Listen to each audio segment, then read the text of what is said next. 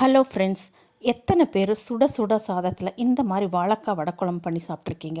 பண்ணலான்னா கண்டிப்பாக ட்ரை பண்ணுங்கள். டேஸ்ட் அவ்வளோ நல்லாயிருக்கும். இதுக்கு நான் ஒரு குக்கரில் ஒரு பாதி வாழைக்காவும் ஒரு உருளைக்கிழங்கும் எடுத்து ஒரு 4 விசில் விட்டு எடுத்திருக்கேன். இது ஒரு 2 பேர் சாப்பிட்றதுக்கு தாராளமாக இருக்கும். நீங்கள் எத்தனை பேர் சாப்பிட்றீங்களோ அதுக்கு தகுந்த மாதிரி ஆட் பண்ணிக்கணும். இப்போ இதை நல்லா வெந்துருச்சு. இது ஆறுனதுக்கப்புறம் அந்த தோலெல்லாம் உரித்து இதை நல்லா ஒரு ஸ்மாஷர் வச்சு ஸ்மாஷ் பண்ணி எடுக்கணும். இந்த நம்ம பருப்பு வடை வச்சு வடக்குழம்பு வச்சு செய்திருக்கோம், உருண்டை குழம்பு செய்திருக்கோம். வாழைக்கால எத்தனை பேர் பண்ணியிருக்கீங்கன்னு தெரில. ஆனால் பண்ணலன்னா கண்டிப்பாக ட்ரை பண்ணி பாருங்கள். இதோட டேஸ்ட் கொஞ்சம் டிஃப்ரெண்ட்டாக நல்லாயிருக்கும். இப்போ இதை நல்லா ஒரு ஸ்மாஷர் வச்சு எல்லாத்தையும் நல்லா ஸ்மாஷ் பண்ணி எடுத்துகிட்டு இது கூட சில மசாலாலாம் ஆட் பண்ணணும். இப்போ இது கூட நான் 1 ஸ்பூன் அரிசி மாவு எடுத்துருக்கிறேன். ஒரு அரை ஸ்பூன் இஞ்சி பூண்டு பேஸ்ட்டு, ஒரு காரத்துக்கு 1 ஸ்பூன் மிளகாத்தூள், கொஞ்சம் உப்பு, அப்புறம் நான் கொஞ்சம் சிக்கன் மசாலா எடுத்துருக்கேன். அதையும் ஆட் பண்ணிட்டு கொஞ்சம் மஞ்சத்தூளும் ஆட் பண்ணிட்டு இது எல்லாத்தையும் சேர்த்து நல்லா மிக்ஸ் பண்ணிக்க வேண்டும். அப்புறம் கடலை மாவு போடணும். கடலை மாவு நான் இல்லாதனால பொட்டுக்கடலை கொஞ்சம் அரைச்சி நான் அதையும் ஆட் பண்ணியிருக்கிறேன். நீங்கள் கடலை மாவு இருந்தால் அதுவும் ஆட் பண்ணிக்கோங்க. இப்போ எல்லாத்தையும் போட்டு நல்லா கையாலே மிக்ஸ் பண்ணணும். கடைசியாக கொஞ்சம் ஆயில் ஊற்றினா இதை கோட்டிங் கரெக்டாக வரும். அதனால் கொஞ்சம் ஆயில் ஊற்றி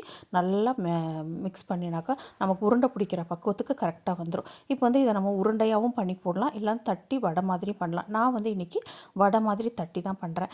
உங்களுக்கு எப்படி வேணுமோ அப்படி பண்ணிக்கலாம். இப்போ எல்லாத்தையும் நான் இந்த மாதிரி வடை மாதிரி தட்டிட்டேன். இப்போ ஒரு ஃப்ரை பேன் வச்சு கொஞ்சம் ஒரு 2 ஸ்பூன் ஆயிலே இதுக்கு அதிகம்.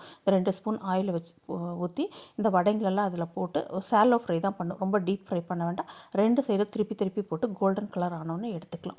நம்ம சேனலில் யாரெல்லாம் சப்ஸ்கிரைப் பண்ணலையோ மறக்காமல் சப்ஸ்கிரைப் பண்ணிட்டு பாருங்கள். இப்போ பாருங்கள், இந்த அளவுக்கு நல்லா ரெடி ஆயிடுச்சு.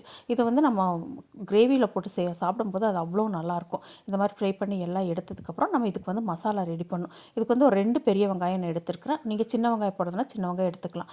இப்போ 2 பெரிய வெங்காயம், 2 தக்காளி, கூடவே ஒரு அரை ஸ்பூன் இஞ்சி பூண்டு பேஸ்ட்டு, ஒரு 1/4 ஸ்பூன் சீரகம், 1/4 ஸ்பூன் மிளகு, இது எல்லாத்தையுமே ஆட் பண்ணி நல்லா பேஸ்ட்டாக அரைச்சி எடுத்துக்கணும்.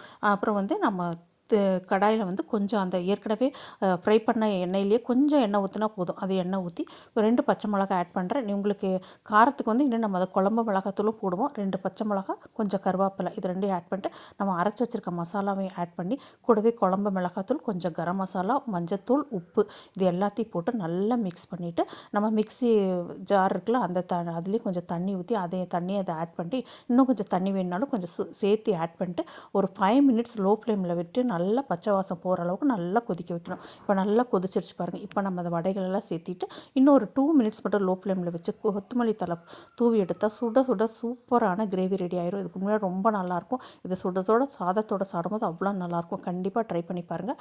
தேங்க்ஸ் ஃபார் வாட்சிங்.